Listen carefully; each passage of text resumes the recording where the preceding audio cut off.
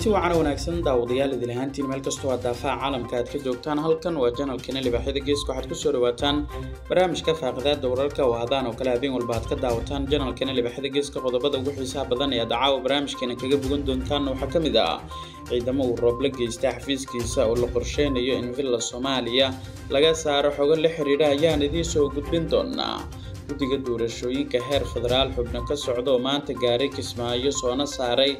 in ceel waaq lagu qaban doono toddobaadkan gudihiisa doorashada 16 kursi oo laga soo wareejiyay Garbahari faahfaahin la xiriirta ayaan idin soo gudbin doonaa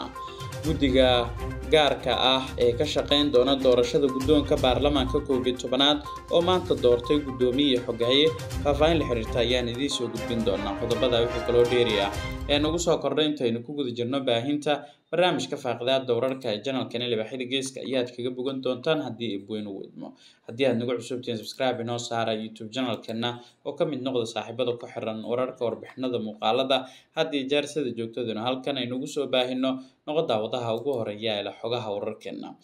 daawada qodob walba oo barnaamijkan ka mid ah aragtidaada ayaad ka soo dhiiban kartaa qaybta hoose commentigana kaga soo aragti dhiibo markan waxaad ku soo dhawaataan daawashada qadar adeega bulshada ma u baahi qabtay barashada quraanka iyo culuumta islaamka ma u baahi qabtay inaad barto quraanka ubadkaaga si ay kuugu anfacaan adduun iyo aakhiraba oo ma u weyday waqti aad ku tagto dugsiga ama ubadkaaga aad ku geyso haddaba jawaabtaadu haddii ay tahay haa waalid waxa uu dugsiga Al-Ihsaan online quraanka ah qabtiraya baahidaas oo idil waxa uuna ku diyaariyay hab casri oo online ah oo aad ku baran kartaan quraanka idinka oo jooga dalka gudihiisa iyo dibaddiisa Al-Ihsaan online quraan waxa kuugu diyaar ah macallimiin heerkooda aqooneed oo aad u sareeyo fursadaha idin hayso xarunta Al-Ihsaan waxa kamid ah barashada xifdinta iyo tafsiirka quraanka kariimka ah barashada hingaada carabiga muddo kooban barashada ducooyinka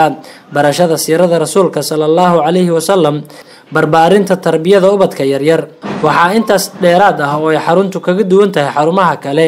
in la barayo ardayga qoraalka afka hooyo ee Soomaaliga ah wixii faahfaahin dheeraad ah kala soo xiriir lambarada shaashada kaaga muuqda markale kulan aqoon saaxiibayaal daawadayaal salaam shacnayna ku bilaabno sida hordhaca warkeena ama barnaamijkeena aad ku daawateen ciidamo uu roob la geystay xafiiskiisa ayaa la qorsheynayaa in laga saaro madaxtooyada qaranka waxaa soo baxaya warar sheegaya in ra'iisul wasaare Maxamed Xuseen Rooble ay taliska ciidanka gaarka ah ee u xilsaaran xaqiijinta amniga madaxtooyada qaranka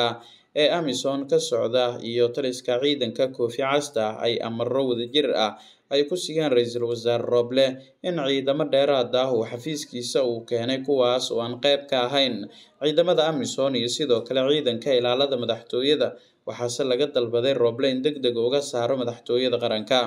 wararka ayaa waxa intaas ay ku dirayaan in xafiiska Rooble uu qorsheynayo in ciidankaasi dib looga bixiyo ama looga saaro xafiiskiisa kuwaas oo u badan ciidamo uu dalbaday markii uu xoogeystay khilaafka isaga iyo madaxweyne Farmaajo soo baxday digniinta hay'adda nabad sugidda sirdoonka qaranka ee NISA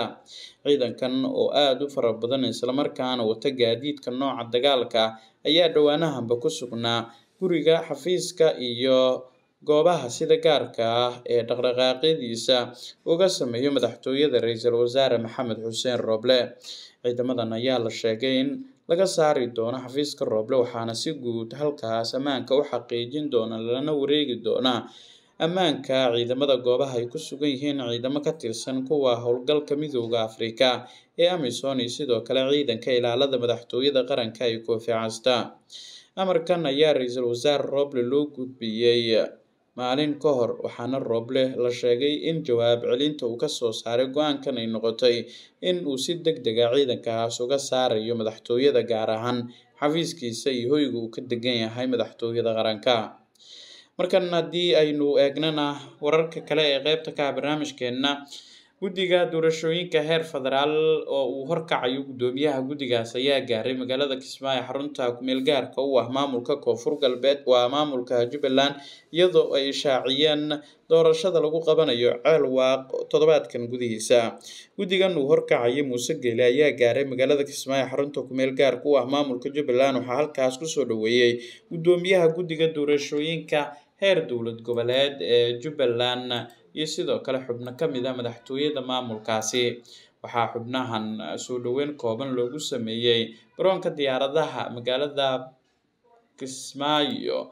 intaa kadib waxaa loo galbiyey guriga martida halkaas oo ay kula kulmeen madaxweynaha maamulka Jubbaland Axmed Maxamed Islaam Axmed Madoobe waxaana wafdigan ay ka wada hadleen sidii loo hirgelin lahaa doorashada 16 kursi ee laga soo weeciyey degmada Garbaharey loona weeciyey degmada Ceelwaaq ee gobolka Gado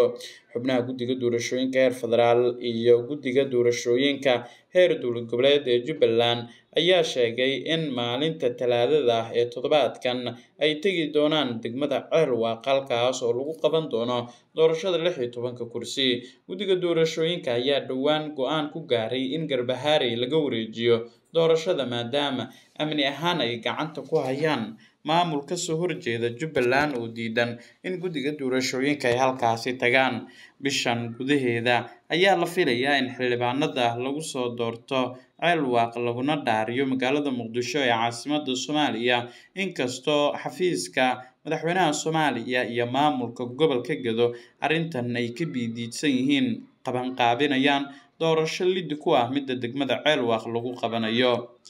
waxaa madaxweynaha maamulka Jubbaland Axmed Maxamed Islaam Axmed Madoobe uu ballan qaaday xubnaha guddigan warkacayay Muuse Geelle in ammaankooda la sugi doono ciidamo dheeraad ahna uu geyn doono degmada Ceelwaaq kuwaas oo ka kala tirsan kuwa maamulka Jubbaland iyo sidoo kale ciidamo Kenyaan ah uu Axmed Madoobe sheegay inuu ka dalbaday ciidanka Kenyaanka ay ku sugan magaalada Kismaayo maalinta beri ayaa qorshe u yahay in ciidamo fara badan oo dheeraad ah lagu daadgureeyo magaalada Ceelwaaq ee gobolka Gado ka hor inta aysan guddigan gaarin degmadaasi waxaa wararku ay sheegayaan ee soo baxaya in xubnaha musharaxiinta 16 kursi ay iyaguba ku diyaarsan yihiin Kismaayo halkaasna ay diyaarad gaar ah ka qaadi doonto hal maalin gudahoodana lagu soo gabagabeyn doono doorashadaas waxaana xubnaha la sheegay 16 kursi inay suurtagal tahay in ergada ay noqdaan kuwa si wada jir ah u doorto 16 kursi oo aysan jirin erga kale oo dheeraad ah oo gobolkaas tagaya maadaama cabsi xoogan laga qabo dhinaca nabadgelyada iyada oo dhaqdhaqaaqyo ciidan ay ka socdaan duleedka magaalada Ceelwaaq oo ay sameynayaan ciidamo ka tirsan kuwa xoogga dalka Soomaaliyeed oo ka tagay degmada Garbaharey ee gobolka Gado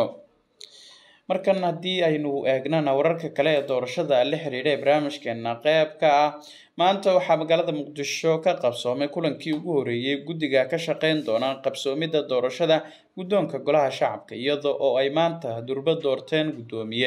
gudoomiyaha cusub ee guddiga qabanqaabada doorashada guddoonka golaha shacabka ayaa waxaa loo doortay isla markaana ay warbaahinta si toos ah ay u shaacisay Cabdirasaaq Cumar Maxamed oo ahaa wasiirkii hore ee amniga Soomaaliya waxaana sidoo kale isla maanta ay yeesheen kulankoodii isla waxa ay si wada jir ah u soo saareen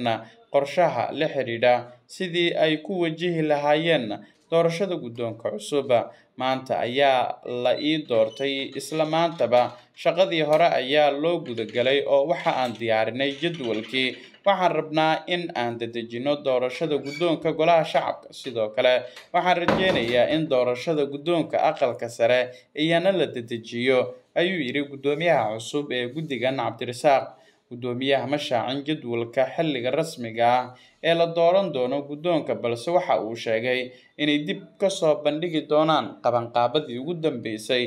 ee jadwalkaas ay ku shaacin lahaayeen ay wadaan sidoo kale waxa uu sheegay in waqtigan uu aad ugu yar yahay isla markaana uu kooban yahay ayna tahay in sida ugu dhaqsiyaha badan ay u dhacdo doorashada gudoomiyaha labada aqal ee baarlamaanka federaalka ah ee Soomaaliya Cabdirasaaq ayaa maanta loo doortay gudoomiyaha guddiga isagoo helay 5 cod waxaana deegaan doorashadiisu ay tahay Hirshabelle gaar ahaan degmada Beledweyne gudoomiyaha cusub ayaa ka mid ah xubnaha mucaaradka gaar ahaan xisbiga UPD ee Xasan Sheekh Maxamuud uu hogaamiyo waxaana hogaamin doona doorashada gudoomiyaha cusub ee golaha shacabka iyo ku-xigeenadiisa taas oo si weyn loogu hardami doono isla markaana loolan xoogan loo gali doono saxaabada qiimaha badan barnaamijkii faaqadaada wararka janalkan libaaxida geeska aad ka daawanayseen waa inaga inta wad ku mahadsantihiin daawashada barnaamijkan mid lacayn intuu dib u kulmi doono nabaadiina khiyaaray